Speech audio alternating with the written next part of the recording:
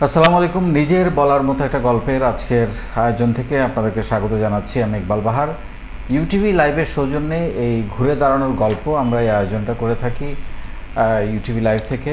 প্রত্যেক মাসেই চেষ্টা করি সপ্তাহে একটা করে করার, এবং এই অনুষ্ঠানটার বা এই গল্পগুলোর মূল উদ্দেশ্য হচ্ছে নিজের বলার মতো একটা গল্প প্ল্যাটফর্মটা যে উদ্দেশ্যে তৈরি হয়েছে, উদ্যোক্তা তৈরি করা, বেকারত্ব দূর করা, তরুণদের দক্ষতা বৃদ্ধি করা, পাশাপাশি আমাদের প্রান্তিক যেসব উদ্যোক্তারা আছেন বিভিন্ন জেলায়, উপজেলায় এবং মফস্বলে, তাদের গল্পগুলো আপনাদের কাছে তুলে ধরা। এবং আমরা যে প্রশিক্ষণটা দিয়ে যাচ্ছি গত প্রায় 7 বছর ধরে, এক একটা ব্যাচে 90 দিন করে, আমরা প্রথম ব্যাচ, দ্বিতীয় ব্যাচ করে করে প্রায় 28 নম্বর ব্যাচ আমরা শেষের পথে। এবং এই প্রশিক্ষণের মধ্য দিয়ে আসলে কোনো ইম্প্যাক্ট কি আমরা তৈরি করতে পেরেছি, সেই বার্তাটা দেওয়াও একটা উদ্দেশ্য। আর একটা উদ্দেশ্য হচ্ছে যে এই মানুষগুলোর গল্প বলার মধ্য দিয়ে তাদেরকে প্রমোট করা, তাদেরকে সারা বাংলাদেশের 64 জেলা এবং সারা বিশ্বের সাথে পরিচিত করে দেওয়াই আমাদের অন্যতম প্রধান উদ্দেশ্য। আজকে আমাদের সঙ্গে দুইজন অতিথি এসেছেন বগুড়া জেলা থেকে। একজন আমাদের সুরাইয়া ফারহানা রেশমি, তার গল্প শুনবো এবং আমার কাছে খুবই ইন্টারেস্টিং মনে হয়েছে ওনার গল্পটা। উনি এখন মাসে প্রায় 30 লাখ টাকা সেল করেন। কিভাবে এই ম্যাজিক ঘটিয়েছেন আমরা সেই গল্প শুনবো। কোথা থেকে শুরু করেছেন, কোথায় এসে উনি, এবং সবচেয়ে বড় কথা, উনি আমাকে বলছিলেন যে আমি হয়তো অতটা লেখাপড়া করি নাই, কিন্তু এটাও একটা বিরাট গর্বের ব্যাপার যে অতটা লেখাপড়া না করেও আজকে লেখাপড়া শিক্ষিত হাজার হাজার না লাখ লাখ যে বেকার, তাদের কাছে আমার মনে হয় রেশমি অন্যতম একটা উদাহরণ যে আসলে ডেডিকেশন থাকলে, অভিজ্ঞতা অর্জন করলে, কাজের মধ্য দিয়ে ফেল করতে পারে নানান কারণে, সেখান থেকে আবার ঘুরে দাঁড়ানো সম্ভব। এবং সবচেয়ে বড় কথা যেটা হচ্ছে যে লেগে থাকলে একসময় গিয়ে আসলে সফলতা পাওয়া সম্ভব, যেটা আমি সবসময় বলার চেষ্টা করি। এবং আমাদের সঙ্গে আছেন আমাদের সামিউল সাদিক। উনি একজন ডিপ্লোমা ইঞ্জিনিয়ার, কিন্তু ডিপ্লোমা ইঞ্জিনিয়ার হয়েও উনি আমাদের মাছ চাষ এবং অন্যান্য যেসব এগ্রো রিলেটেড যেসব ফার্মিং আছে সেগুলোতে উনি নিজেকে সমৃদ্ধ করেছেন। অ্যাকচুয়ালি আজকে দুজনেই আমাদের এগ্রো লাকিলি সমৃদ্ধ করেছেন, এবং উনিও মাসে প্রায় 20 লাখ টাকা সেল করেন। এবং কিভাবে ঘটলো এই ম্যাজিক, কোথা থেকে উনি এই অনুপ্রেরণা পেলেন, কিভাবে লেগে থাকলেন, কিভাবে সেলটা বাড়ালেন, এবং নিজের বলার মতো একটা গল্প ওনাকে আসলে কতটা এগিয়ে যেতে সাহায্য করেছে, সেই গল্প আমরা শুনবো। চলুন তাদের সাথে আলাপ করি। প্রথমেই রেশমি আপা, আপনাকে দিয়ে শুরু করতে চাই। আপনি বলছিলেন আপনি ক্লাস 8 পর্যন্ত লেখাপড়া করেছেন। আমার তো আমি মনে করি যে মানে এটা একটা দুর্দান্ত ব্যাপার যে আপনি আজকে যে জায়গায় এসেছেন। পেছনের গল্পটা একটু শুনতে চাই, শুরুটা কিভাবে হলো?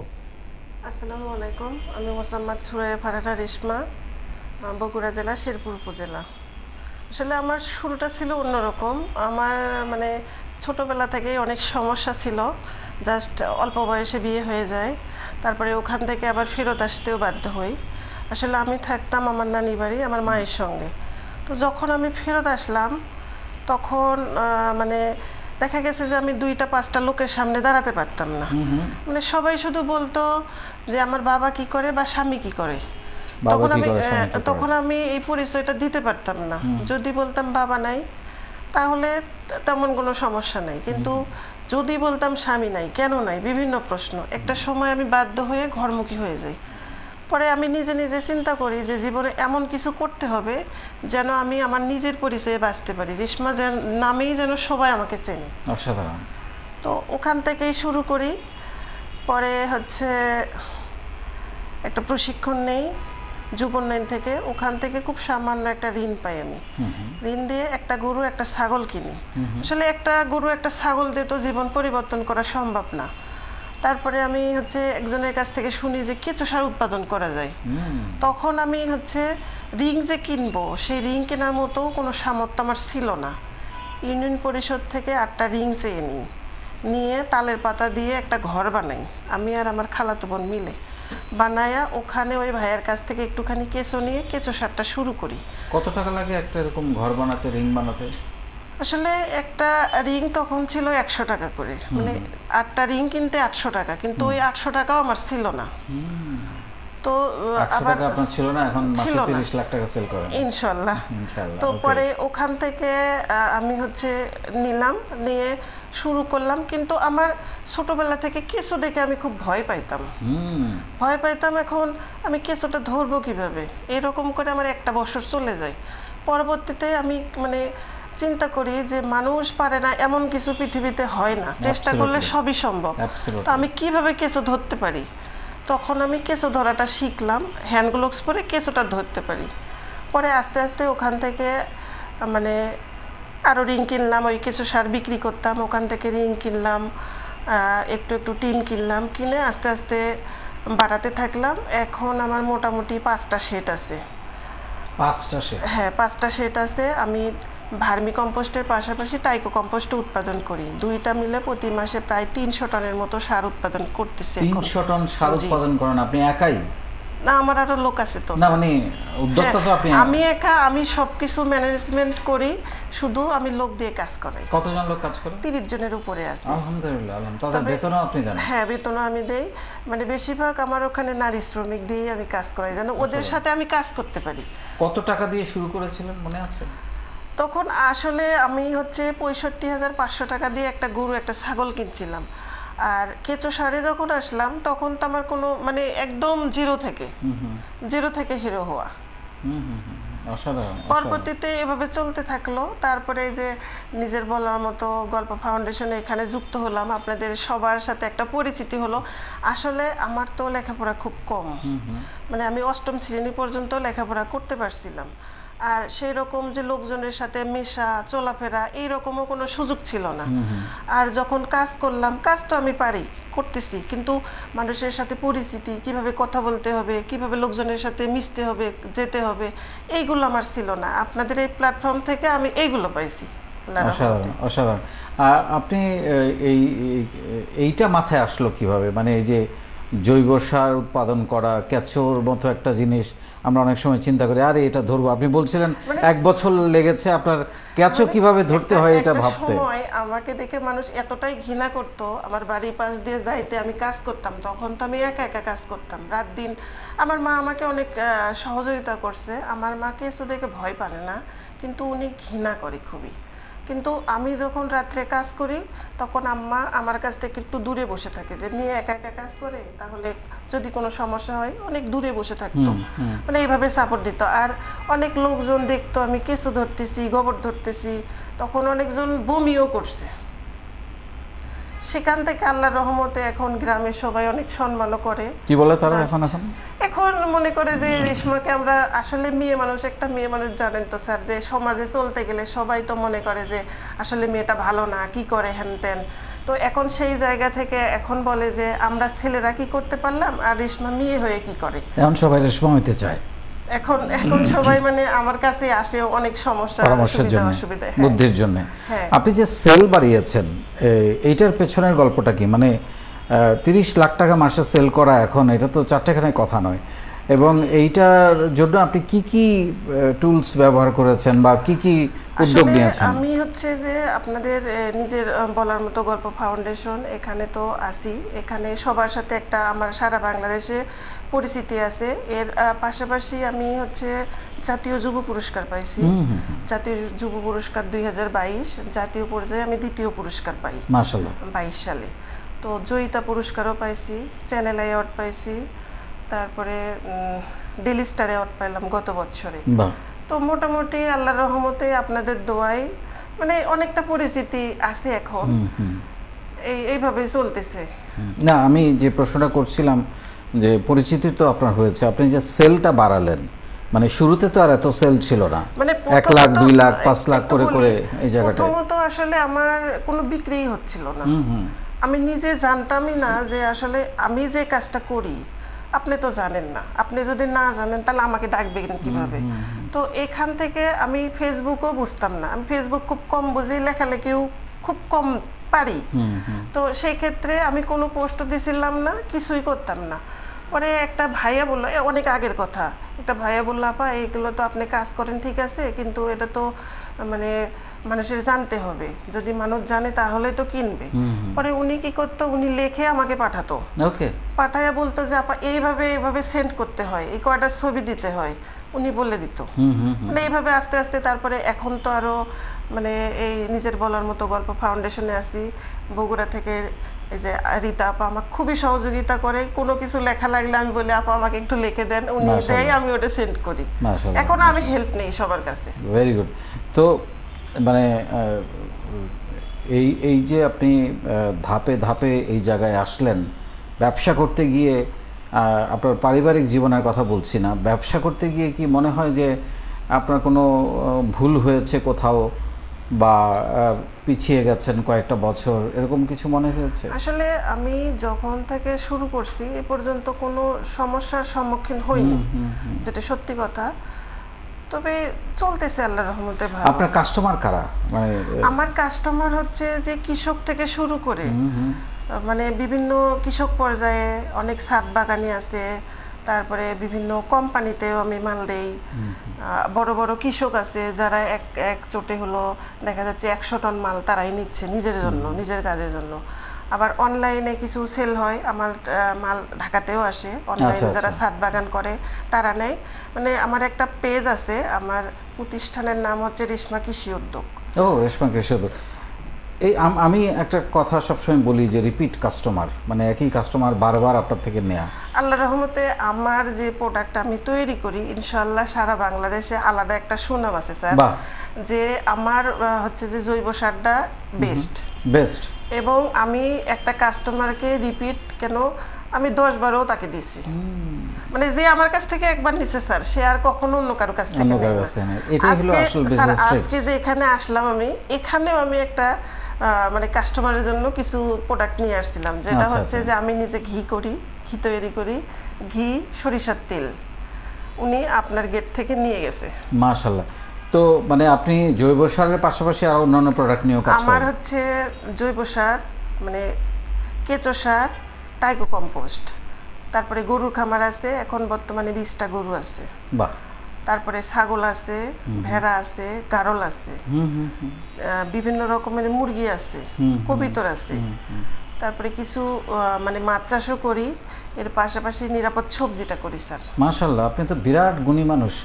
অনেক ধন্যবাদ আপনাকে আপনার এই তথ্য শেয়ার করার জন্য। আমি আপনার আগামী দিনের স্বপ্ন, কারণ আপনি একেবারে যে বলছিলেন যে 700 টাকাও আপনার ছিল না যখন আপনি জৈব সার উৎপাদন করার পরিকল্পনা করছিলেন, সেইখান থেকে আজকে মাসে 30 লাখ টাকা সেল, এবং প্রায় 1 কোটি টাকার বেশি, আপনার 1.5 কোটি টাকার মতো মূলধন হয়ে গেছে। তো এটা নিশ্চয়ই অনুকরণীয়, আমরা শুনবো আপনার কথা আরও। আমি একটু সামিউল ভাইয়ের কাছে আসতে চাই। সামিউল, আপনি যদি একটু পিছন থেকে বলেন যে কিভাবে উদ্যোক্তা হওয়ার স্বপ্ন মনের মধ্যে জাগলো? আসসালামু আলাইকুম, অসংখ্য ধন্যবাদ স্যার আজকে আমাকে ইনভাইট করার জন্য। স্যার আমি 2012 সালে ডিপ্লোমা ইঞ্জিনিয়ারিং কমপ্লিট করি বগুড়া সরকারি পলিটেকনিক থেকে। এরপরে আমি ঢাকা সাভারে একটা জব নিই। ওকে। আমি মেনটেন্যান্স ইঞ্জিনিয়ার হিসেবে জব শুরু করি। তো জব শুরুর 3-4 বছর পরে ওখানে যে ওয়ার্কলোডটা ছিল, আমরা মেনটেন্যান্সে যেভাবে একদম প্রতি সেকেন্ডের হিসেব করে জব করতাম, আমাদের পাওয়ার সেকশনটাতে আমি জব করতাম, তো আমাদের প্রত্যেক মিনিটের একটা হিসাব করতে হতো যে আমাদের পাওয়ারটা কোনোভাবে যেন কাট না হয়। তো 3-4 বছর স্যার জব করার পরে মনে হলো যে আমি যে প্রেশারটা নিচ্ছি, যে ওয়ার্কলোডটা নিচ্ছি, তাহলে আমি নিজেই কেন একটা প্রতিষ্ঠান করতে পারবো না। এই 13-14 সালের দিকে বা 15 সালের দিকে তখন মনে হলো যে আমাকে ভবিষ্যতে কিছু করতে হবে। স্যার এই ইন্টেনশন থেকে তখন আমি আস্তে আস্তে একটু পরিকল্পনা করতে থাকি, আসলে আমি কি করব বা কি করতে চাই। প্রান্তিকভাবে আমি বগুড়ার শেরপুর উপজেলা থেকেও আমার 8 কিলো পশ্চিমে বাসা, একদম প্রান্তিক পর্যায়ে গ্রাম বলা চলে। তো তখন মনে হলো যে আমি কোন কাজটা ভালোবাসি বা কোনটা করতে চাই। তো এর মাঝে একটা পরিকল্পনা হচ্ছিল, স্যার আমি মাছটাকে একটু পছন্দ করি। আমার বাসার সামনে একটা পুকুর ছিল 11 বিঘা। তো ছোটোবেলা থেকে স্যার মাছের সাথে একটা সখ্যতা ছিল, মানে আমি দরজা খুললেই মাছ দেখতে পারতাম। তো তখন মনে হলো যে গ্রামের মানুষরা কিন্তু স্যার সবচেয়ে অবহেলিত, যারা কৃষি নিয়ে কাজ করে, আর ছোটোবেলাতে মাছ নিয়ে কাটছে। তখন মনে হলো যে আমি যদি এই যে আমার ইঞ্জিনিয়ারিং যতটুকু শিক্ষা বা আমার যে কাজের অভিজ্ঞতা, আমি 8 বছর ইঞ্জিনিয়ারিং জব করছি, এইটাকে আমি কৃষিতে আপনার ট্রান্সফার করতে পারি কিনা, এরকম স্যার একটা ইন্টেনশন ছিল। 2017-18 সাল তখন মাছ চাষ রিলেটেড বা অ্যাগ্রো রিলেটেড বিভিন্ন ফেসবুক গ্রুপগুলোতে নজর রাখতাম, তারা কিভাবে কি কালচার করে। আমরা 2008 সালে ওই পুকুরটা আমার বাবা লিজ নেয়। ওকে। তো তখন মাছ মারার যে স্মৃতিগুলো, আমার কাছে মনে হইলো যে মাছ চাষের বিজনেসটা এমন যে এইটা কারো কাছে বলতে হয় না যে আমি বিক্রি করব, জাস্ট পুকুর পাড় থেকেও মাছ ক্রয় করে নিয়ে যাচ্ছে, চলে যায়, আবার যখন আড়তে নিয়ে যাচ্ছে জাস্ট বসে থাকা, আপনার যারা পাইকার আছে এরাই দাম দর ডেকে নিয়ে যাচ্ছে। এই ইন্টেনশন থেকে 2018 সালের দিকে একটা ফ্রেন্ডের কাছে শেয়ার করতেছিলাম যে আমি উদ্যোক্তা হতে চাই। তো তখন তার স্যার একটা উক্তি ছিল যে উদ্যোক্তা হতে হলে ইকবাল বাহারকে চিনতে হবে। তখন স্যার 2018 সালের অক্টোবর কি নভেম্বর মাস, আমি নভেম্বরের বা শেষের দিকে বা ডিসেম্বর আমি জয়েন হয়ে যাই নিজের বলার মতো গল্প ফাউন্ডেশনে। তখন 4th ব্যাচ রানিং, 4th, 5ম, 6ষ্ঠ ব্যাচ। আমি 4th ব্যাচটা 30-35 দিন কন্টিনিউ করে মনে হলো আমি মাঝখানে ছেড়ে দিলাম, মানে আমি কন্টিনিউ করতে পারতেছিলাম না। 5ম ব্যাচটাও সেম। 6ষ্ঠ ব্যাচটা যখন 90 দিন শেষ করলাম, আমি একটা কনফিডেন্স ফিরে পেলাম যে না, আমাকে কিছু করতে হবে এবং আমি কিছু পারবো। তো তখন বাসায় শেয়ার করলাম যে আমি কিছু করতে চাই। তো তখন আমি বাসার একমাত্র ছেলে, আমার ভাই বোন কেউ নেই, বাবার সাথে শেয়ার করলাম, সব কিছু বাবার সাথেই শেয়ার করি। তো বললো কী করবা? তো আমি বললাম আমি মাছ চাষ শুরু করতে চাই। তো বললো তুমি শিওর জব করতেছো ঢাকায়, মাছ চাষ করবা? আমি বললাম আমি কনফার্ম। তো এদিকে আমি কিন্তু স্যার 4th ব্যাচ থেকে নিজের বলার মতো গল্প, আপনার সেশনগুলো আমি দেখে যাচ্ছি, আর নিজের যে কনফিডেন্স লেভেলটা এটা স্যার বুস্ট হচ্ছিল। তো এখান থেকে স্যার যখন শুরু করলাম, তখন 2019 সালের জুন মাসে আমরা পুকুরটা লিজ নিয়ে নিলাম। ওকে। এখানে আমি তখনও ঢাকায় জব করি, রানিং জব। পুকুরটা লিজ নেওয়ার পরে আমি বাবাকে বললাম যে আমরা পুকুরটা লিজ নিতে চাই, যেহেতু আমার বাসার সামনের পুকুর, এই একটা দিয়েই শুরু করতে চাই, এটা 11 বিঘা পুকুর। তো এরপরে স্যার যেটা হলো, চাকরি করব না চাকরি দিব, এই স্লোগানটা স্যার মাথা থেকে বের করতে পারতেছিলাম না। তো মাছ নেওয়ার পরে তখন হচ্ছে একটু অক্সিজেন ডিফিসিয়েন্সি দেখা দিল, পুকুরে অনেক সমস্যা দেখা দিল। তো তখন একটু মাছের সাথে ইনভলভ হওয়া শুরু করলাম যে আমি একটু এখানে সাপোর্ট দিই। এরপরে বাসায় জানালাম যে আমি এখন রিজাইন দিতে চাই। বলতেছে এত দ্রুত রিজাইন দিবা? 8টা বছর একটা জায়গায় জব করছি আমি, 2012 থেকে 19। তখন বললো এখন রিজাইন দিবা, একটু সময় নাও, আরও 5-6 মাস সময় নেয়, দেখো কেমন হয়। তো তখন স্যার আমি 2020 সালে চাকরি করব না চাকরি দিব, এই স্লোগানটাকে আসলে আমি মাথা থেকেই বের করতে পারতেছিলাম না। ফাইনালি আমি রিজাইন দিয়ে দিই তখন স্যার, দিয়ে আমি একদম গ্রামে চলে যাই। ইঞ্জিনিয়ার থেকে তখন আমার এক নাম হয়ে গেল স্যার আমি জেলে মানুষ। ওকে। মানে আমি মাছ চাষ শুরু করলাম। এরপর থেকে স্যার কন্টিনিউয়াসলি, তখন প্যান্ডামিকের অ্যাটাকটা শুরু হয়নি আমাদের, আমরা তখন কার্প ফ্যাটেনিং করছিলাম 11 বিঘা পুকুরে, জাস্ট শুধু 4,500 পিস মাছ ছাড়ছিলাম, মানে 500 গ্রাম প্লাস মাছগুলো আমাদের প্রায় আলহামদুলিল্লাহ 4.5 কেজি 5 কেজি পর্যন্ত মাছ হয়েছিল প্রতি পিস। প্যান্ডামিকটা আমরা কোনোরকম ওই সময় ফেব্রুয়ারিতে মাছটা সেল করে দিই। এরপরে পুরো একটা প্যান্ডামিক আমরা হচ্ছে তখন কোভিডের, তখন তো বাজারে মাছ বিক্রি করার সুযোগ নাই। তখন স্যার এই যে একদম ফ্রেশার মাছ চাষে আসলাম, একটা সিজন মাছ বিক্রি করার পরই প্যান্ডামিকে পড়ে গেলাম।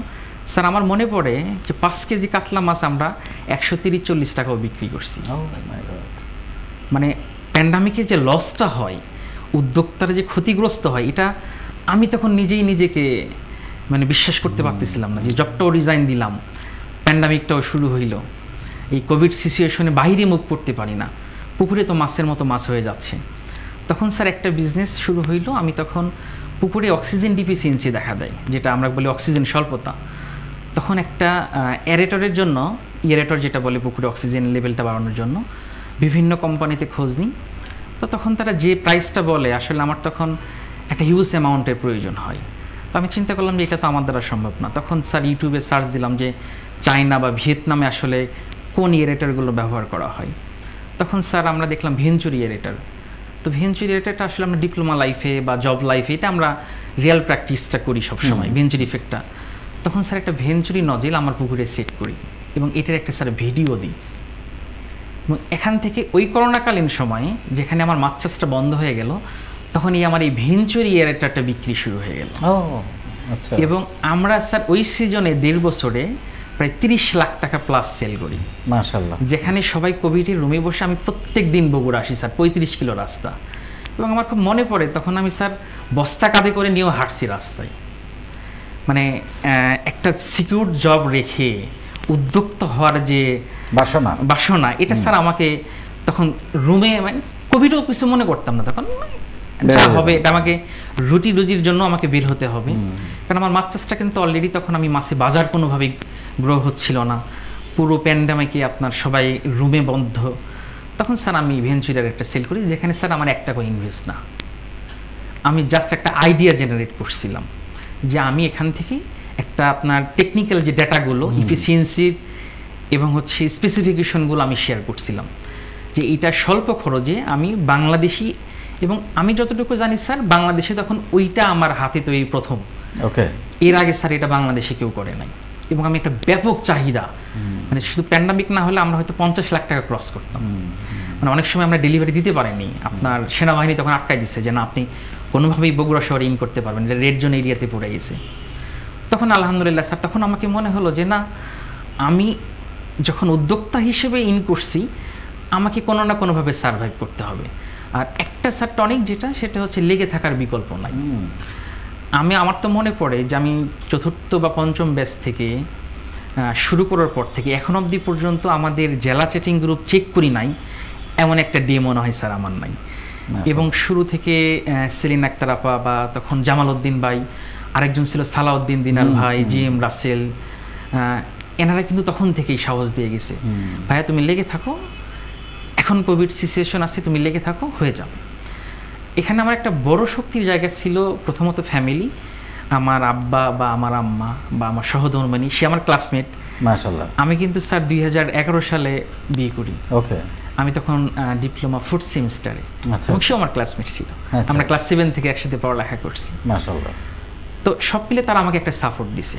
ওকে, কিন্তু স্যার উদ্যোক্তাদের পিছনে একটা হচ্ছে যেটা সবচেয়ে সমস্যা থাকে, সেটা আত্মীয় স্বজন বলেন, গ্রাম বলেন, আপা যেটা শেয়ার করতেছিল, এই যে ইঞ্জিনিয়ারিং জব ছেড়ে আমি জেলে হয়ে গেলাম, মানে আপনার সব কষ্টগুলো নেওয়া যায়, কিন্তু এই যে আপনার লাঞ্ছনা বঞ্চনাগুলো, এটা স্যার ফ্যামিলি সাফার, অনেকেই কথা শুনছে, আমি নিজেও শুনছি, বাট আমি একটা জিনিস যে লেগে থাকতে হবে আমাকে, দ্যাটস ইট, এর বাইরে আমার কোনো কথা নেই। এবং তাদের কথা এখন বদলে গেছে। এখন স্যার তাদের বাসায় বড় বড় মাছ পাঠালে তারা খুব খুশি হয়।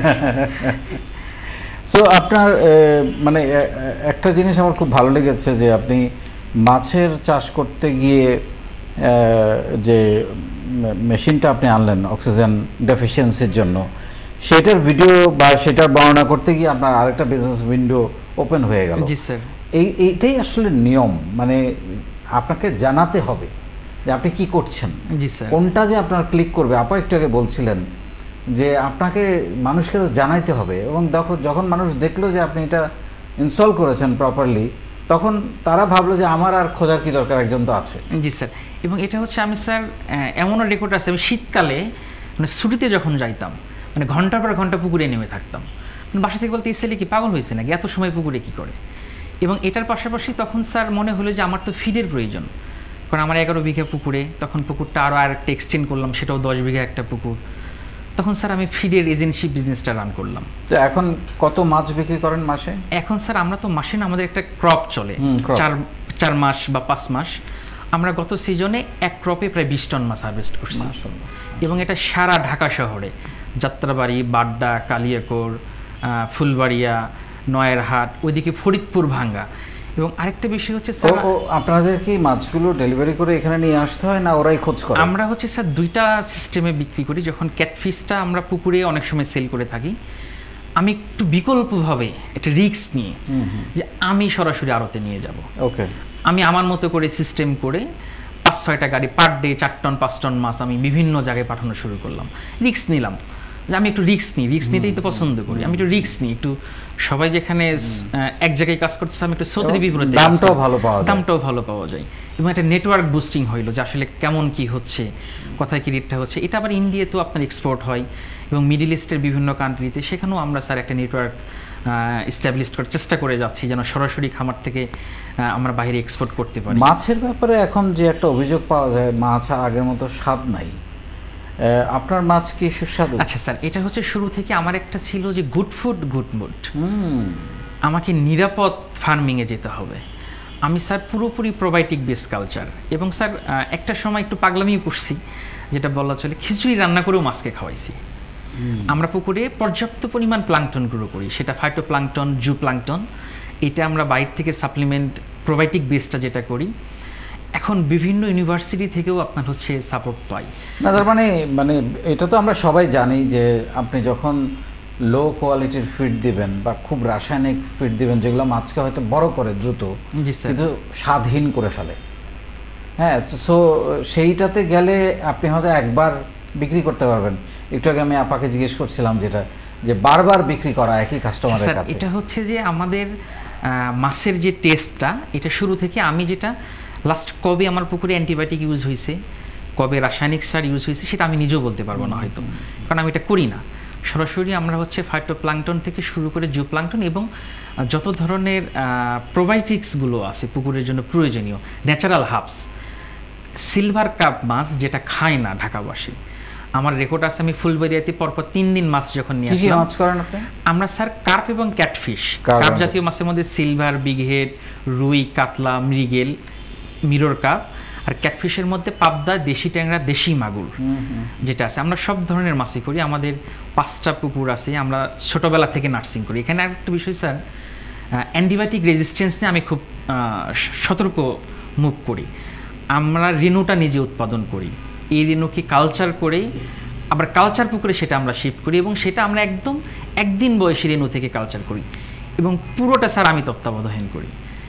এবং হচ্ছে শুরু থেকে শেষ অবধি পর্যন্ত এই মাছে কোনো ধরনের ক্ষতিকারক হ্যাভি মেটাল থেকে শুরু করে, এবং আমি যে কোম্পানিরই ফিড নিই না কেন, এটা সরাসরি ময়মনসিংহ কৃষি ইউনিভার্সিটি অথবা বঙ্গবন্ধু কৃষি ইউনিভার্সিটি, আমরা এখানে ল্যাবে টেস্টের জন্য পাঠাই যে হ্যাভি মেটাল থেকে শুরু করে অন্য কোনো কিছু এই ফিডে আছে কিনা, এবং আমি এটা ইনশিওর করি যে যেটা আমার জন্য নিরাপদ না সেটা আর কারোর জন্য নিরাপদ হতে পারে না।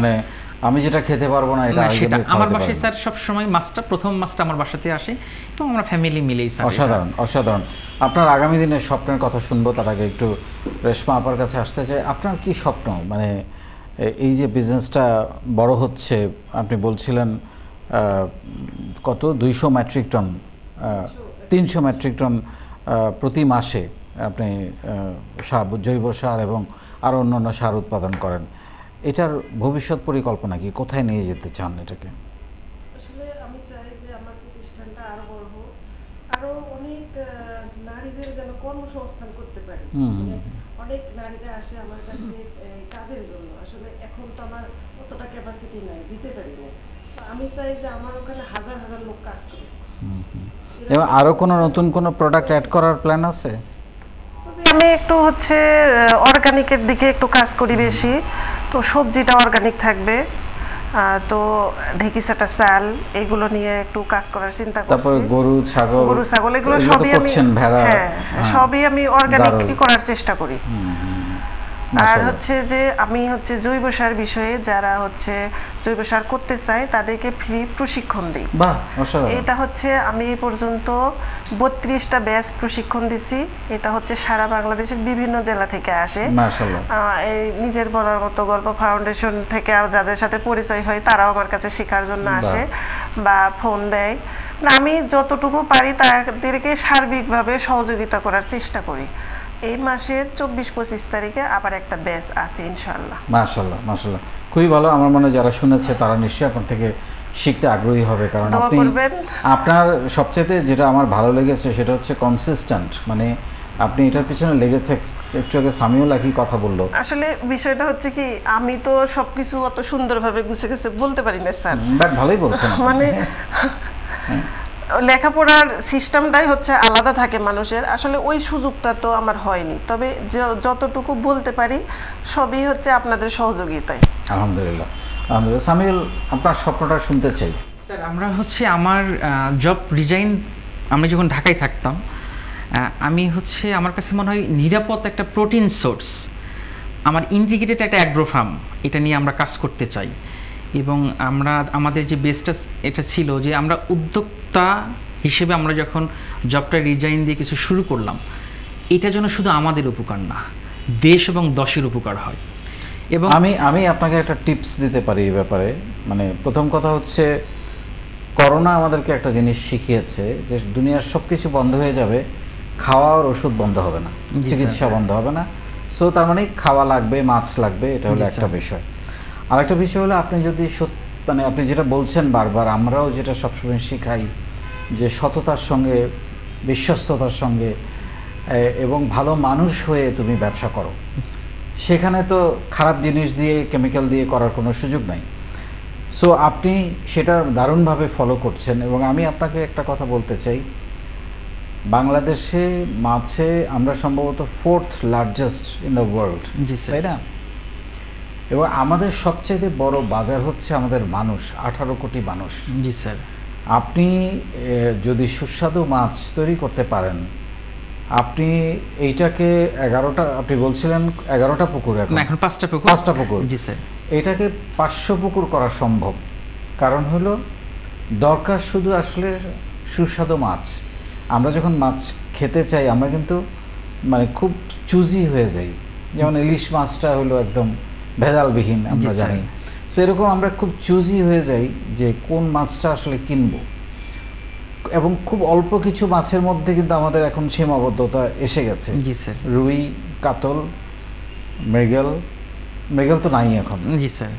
ইলিশ, রূপচাঁদা, মানে অল্প কাটে। এদিকে কিছু টাইপের মাছ, হ্যাঁ, এই টাইপের কিছু মাছ, যেমন জিয়ানের মাছ যেগুলো বলে আর কি, দেশি মাছগুলো দেশি, সেগুলো তো কই মাছ এখন আগের যে কই, সোনালী কই, এখন দেখা যায় বড় বড় কই মাছ কিন্তু স্বাদ নাই। হ্যাঁ, চাষের। সো তেলাপিয়া তো নষ্ট করে দিয়েছি আমরা, তেলাপিয়া মাছটাকেই নষ্ট করে দিয়েছি। তো সেই জায়গায় আমি শুধু আপনাকে একটা টিপস দিব, আপনি যদি এই জায়গাটাতে কোনো কম্প্রোমাইজ লাইফে না করেন, আপনার ভবিষ্যৎ খুবই উজ্জ্বল। Thank you sir. না স্যার, এখানে হচ্ছে একটু যুক্ত করতে চাই, আমরা এখনও অবধি পর্যন্ত ন্যাচারাল ফার্মিংটা এবং হচ্ছে প্রোবায়োটিক বেস যে কালচারটা, মাছের টেস্টটা, আমার পুকুরের যারা মাছ খাইছে, ইনশাল্লাহ আপনাকেও খাওয়াবো ভবিষ্যতে স্যার, ইনশাল্লাহ। আমি গিয়ে খাবো, শিওর স্যার। আমরা খুব খুশি হব। তো মাছের টেস্টটা স্যার ডিফারেন্ট টেস্ট। এবং আমি নিজেও একটা সময় ঢাকায় যখন মাছ খাইছি বা আমার পুকুরে যখন মাছটা খাই, এটা স্যার অবভিয়াসলি ডিফারেন্ট টেস্ট। তবে আমাদের একটা স্বপ্ন আছে, সেটা হচ্ছে আমরা একটা নিরাপদ ইন্টিগ্রেটেড ফার্মে যাব। এবং আমাদের বিজনেসে একটা স্যার আমার কাছে মনে হইল যে আমরা যারা উদ্যোক্তা, এটা যে কতজন উপকৃত হয়, মানে এটা স্যার আসলে আমার কাছে মনে হয় যে আমরা শুধু একা কাজ করতেছি না, সবাই মানে এর সাথে অনেকগুলো ম্যান পাওয়ার, অনেকগুলো লোকের পরিবারের অন্যের ব্যবস্থা হচ্ছে। এটা স্যার আমাকে খুব অনুপ্রাণিত করে। এবং আমি খুব গ্রামে যেতে পছন্দ করি এবং আমি সুযোগ পেলেই গ্রামে যাই। এবং আমাদের বাড়িতে যে পুকুরগুলো আছে, এগুলোতে আমরা কমার্শিয়ালি কিছু করি না, বাট আমরা মাছ চাষ করি। ওই পুকুর থেকে যখন জাল দিয়ে মাছ ওঠানো হয় এবং এটা যখন রান্না করা হয়, ঝোল দিয়েই ভাত খাওয়া যায়, মানে এত টেস্ট মাছগুলার। কিন্তু ঢাকায় আমরা ওই টেস্টটা পাই না, কারণ আমরা আসলে আপনাদের মাছগুলো পাই না। আমরা হয়তো আশেপাশে, আমার স্যার এরকম রেকর্ড আছে যে আমি মাছ দেওয়ার পরে আমাকে খুঁজেছে যে এই মাছটা আসে না, কারণ মাছের কালারটা বা আপনার হচ্ছে যে টেস্টটা, এটা যারা একবার খায় তাদেরকে আবার অসাধারণ এটাই করতে হবে। সামিউল, মানে আপনার স্বপ্ন পূরণ হোক, আপনি আরও বড় হন, 500 পুকুর করেন, 100 পুকুর করেন, ইনশাল্লাহ সেভাবে এগিয়ে যান। এবং আপনার জন্য অনেক দোয়া। মানে আপনার গল্প শুনে আমি ভীষণ অভিভূত। একই সঙ্গে সামিউলের ডিপ্লোমা পাস করে সে মাছটাকে আসলে ভালো লাগার কাজ, এটা হচ্ছে আমি যেটাকে ভাই শান্তি পাওয়া যায়, খুবই গুরুত্বপূর্ণ। এবং আপনি যদি শান্তি না পান, আপনি তো ক্লান্ত হয়ে যাবেন। যেমন ওই যে উনি চাকরি করছিলেন, উনি মানে শান্তি পাচ্ছিলেন না। আমি কিন্তু সব সময় আমার যে লোকজন আছে কাজের, ওরা, আমি মনে করি না যে ওরা আমার কাজের লোক, ওরা আমার পরিবারের। আমি কিন্তু ওদের সাথে ফুল টাইম কাজ করি। একজন যদি হঠাৎ যাবে, তাহলে আমাকে খুঁজতে হবে যে আসলে আমি কি। এই আপনার সাথে একটু যুক্ত করতে চাই, আমি পুকুরে যখন মাছ ধরে জেলেদের সাথে জালটা ধরতে না পারলে, মানে আমি পুকুরের পাড়ে থাকতে পারি না, মানে ফিলিংসটা অন্যরকম। এটা পুকুরে নামতে হবে, মানে এই যে আপনার হচ্ছে উদ্যোক্তা হওয়ার যে একটা স্বাধীন জীবন। আর মাছ শব্দটা হচ্ছে এমন একটা শব্দ, এখানে লিমিটলেস টাইম, 24 আওয়ার্স। মাছের কিছু হয়েছে মানে আমার নিজের কিছু হয়েছে, এবং এটা অসাধারণ একটা সেবা। আর স্যার একটা জিনিস আমাকে আরেকটু অনুপ্রাণিত করে, যে যাকে একদিন বয়সী ঋণ নিয়ে আসলাম, তাকে বড় করে 5 কেজি করলাম, সে কিন্তু স্যার জীবন দিয়ে আমাকে প্রতিদানটা দিয়ে গেল। এটা স্যার আমাকে খুব অনুপ্রাণিত করে যে সে কিন্তু ভালোবাসার প্রতিদানটা জীবন দিয়ে দিয়ে যাচ্ছে আমাকে। এটা স্যার আমার উদ্যোগের একটা ভালোবাসা sir. Thank you Samiul, thank you Reshma আপা, আপনাদের দুজনকে অসংখ্য ধন্যবাদ আজকে স্টুডিওতে এসে আপনাদের গল্প শেয়ার করার জন্য। আমি নিশ্চিতভাবে বলতে পারি আজকে যারা শুনেছেন প্রত্যেকে অনুপ্রাণিত হয়েছেন এবং অনেক মানুষ আগামী দিনগুলোতে আপনাদের সাথে যোগাযোগ করবে ভালো মাছ নেওয়ার জন্য, আপনার কাছ থেকে প্রশিক্ষণ নেওয়ার জন্য, কিভাবে এই ব্যবসাটা তারা করতে পারে সেটা জানার জন্য ডেফিনেটলি তারা অনুপ্রাণিত হবে। অনেক ধন্যবাদ আপনাদের। শুনলেন দুজনের গল্প। আমাদের ডিপ্লোমা ইঞ্জিনিয়ার সামিউল নিজের ভালো লাগা, ভালোবাসা এবং পছন্দকে বেছে নিয়ে মাছ চাষে যুক্ত হয়েছেন এবং খুবই ভালো করছেন। আপনারা একটু আগেই শুনেছেন প্রায় গড়ে মাসে 20 লাখ টাকার মাছ সেল করেন এবং ওনার স্বপ্ন যেটা শুনলেন যে ভবিষ্যতে এটাকে আরও অনেক বেশি গুণ বাড়াতে, এবং ডেফিনেটলি উনি যেটার উপর সবচেয়ে বেশি গুরুত্ব দিয়েছেন সেটা হচ্ছে লাভ কম হোক কিন্তু সুস্বাদু মাছ মানুষকে খাওয়াবেন। একই সঙ্গে রেশমা আপার একেবারেই সংগ্রামের গল্প। উনি জীবনে নানান পরতে শুরুতেই কম বয়সে বিয়ে হয়েছে, সেখানেও সমস্যা হয়েছে, পরবর্তীতে সবাই তাকে নানান রকমভাবে তুচ্ছ-তাচ্ছিল্য করত, কিন্তু কোনো এক সময় তিনি নিজে অনুধাবন করেছেন তার একটা পরিচয় দরকার। সেই পরিচয়টা করতে গিয়ে ওনাকে ব্যাপক সংগ্রাম, মানুষের অপমান অপদস্থ সহ্য করতে হয়েছে, একই সঙ্গে সামিউলকে সহ্য করতে হয়েছে, কারণ চাকরি ছেড়ে ডিপ্লোমা পাশ করা একটা ছেলে হয়ে গেছে জেলে।